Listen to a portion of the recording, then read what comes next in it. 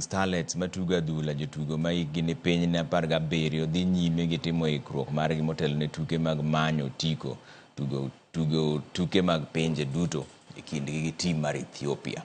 Kenya biro chako tielo mokwongo e piny mar Ethiopia chieng' tich abich tarik 10 dweni alap mabikila stadium e boma ma Addis kopok tielo mar ariyo e obagi pacho kaendi tarik 19.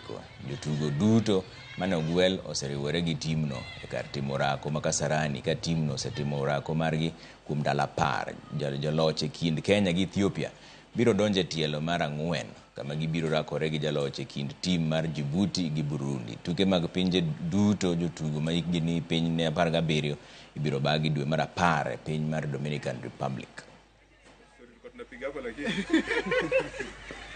Hatuwezi sema ni ngumu ama rahisi, we can't underrate any team. Tunaenda huko hivyo to fight, to give all our best.